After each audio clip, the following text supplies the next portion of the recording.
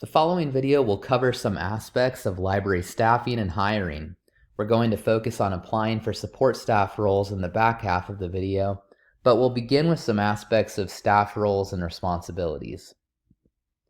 By the end of this video, you will be able to delineate between common qualifications of librarians and library technicians, demonstrate how job skills and tasks should be concretely described in job descriptions and in applications, list common questions used in the hiring process, and outline skills for interview preparedness. For most patrons, it is almost impossible to figure out who the librarians are and who the techs are. Anybody who works in a library is a librarian. We know this is not true. However, it is important that we not overly commit to strict roles and delineations of where job descriptions begin and end. In order to provide exceptional customer service and make our operations agile, it is best to work as a team and cross-train in a variety of areas. This is especially true in branch libraries and smaller libraries with limited staff. Moreover, cross-training and co-facilitation of services allows us to think outside the box and bring the expertise of others into our own service areas. In this respect, getting outside of our comfort zones or areas of interest can be thought of as breaking down silos. Rather than silo ourselves off as single area experts, we can collaborate to deliver a dynamic library to our community. According to Fama and Russo-Martin, changes in librarian expectations are putting librarians out of the physical confines of the library and into patrons' information spaces. Increasing demand for librarians to focus on digital services and resources has left little time to focus on operational procedures and space management. Who are left to manage the operations of the building and the spaces our patrons use and enjoy? Typically, library technicians and other support staff are the ones stepping into the operational roles once held by librarians. Let's take a look at some common distinctions between librarians and library technicians. Librarians typically have a Master's of Library Science or a Master's of Library and Information Science degree. School librarians may be required to possess a certificate or special licensure, depending on where that position is held. For example, K-12 librarians in New York State are required to have a Library Media Specialist certification. Librarians at colleges or universities often have a subject specialty. These librarians often have a second master's or doctorate in another area of study and work with faculty in those areas. In other cases, a librarian may have expertise in an area of librarianship, such as instruction or cataloging. Now let's look at technicians or assistants. Some job listings for tech positions may require or prefer an undergraduate degree. Some level of previous professional development, certification, or training can also prepare one for the job. Certificate programs like the Technician Certificate at PCC is such an example. Folks in support staff roles can either be career or job-oriented. Career-oriented individuals often explore continuing professional development and sometimes contribute to the field at conferences, in committee work, or by conducting research. Like librarians, many in support staff roles have very specialized skills in areas like systems, cataloging, or customer service. In your reading this week, you saw some information about job specification and job success criteria. Job specification criteria are the specific skills and know-how one must possess in order to perform the task associated with a position. Job success criteria are less concrete. These are things like soft skills, the ability to work collaboratively, fit, and critical thinking ability. Most positions cannot be filled by an individual that does not offer some combination of both sets of criteria. It is up to the employer to be as direct and descriptive about what they seek as possible. It is up to the candidate to demonstrate their skills in concrete terms and communicate their ability to succeed.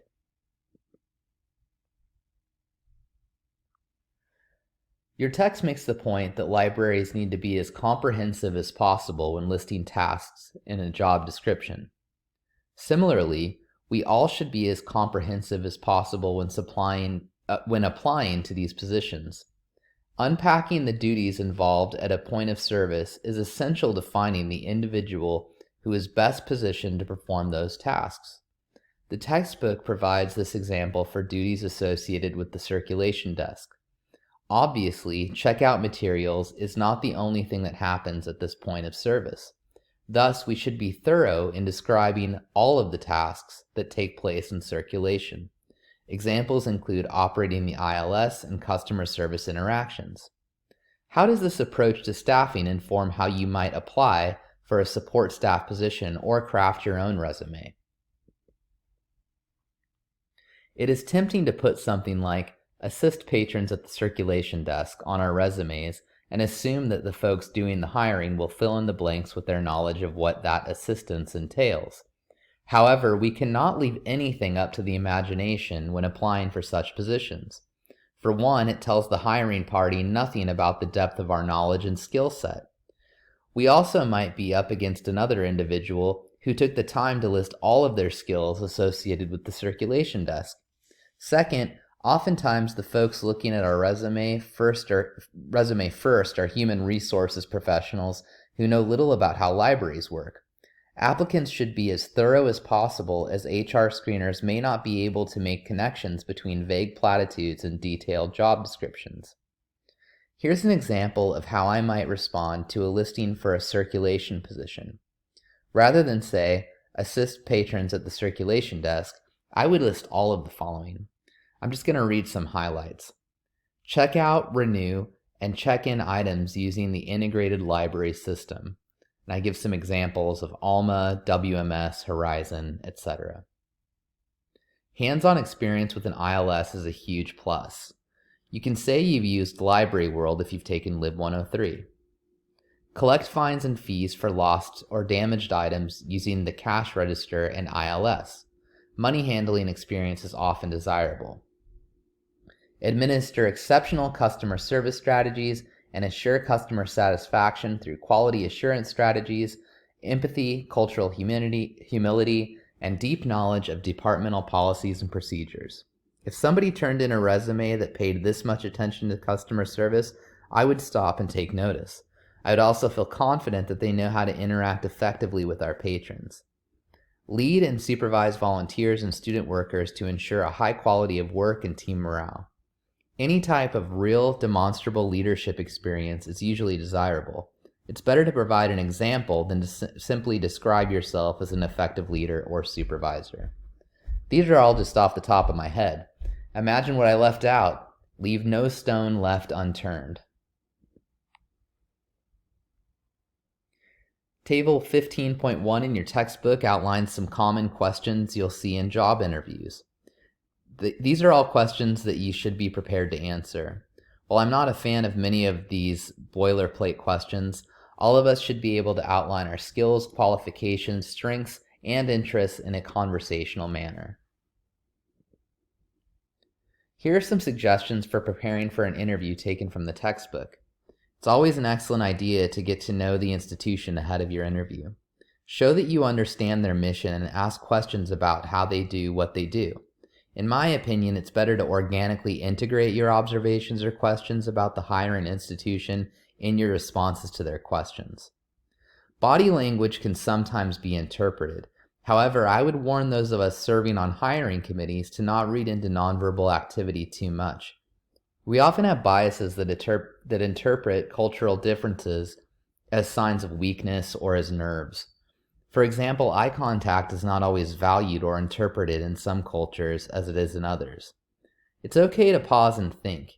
In fact, that is much preferred to rushing a response that meanders or misses the point. You can take multi-part questions point by point. It might be helpful to rephrase each point or take notes. I would even suggest asking, did I address each of your questions? Assessment of your own performance in an interview is always good practice. Consider journaling what went well or what you would like to improve in your interviews.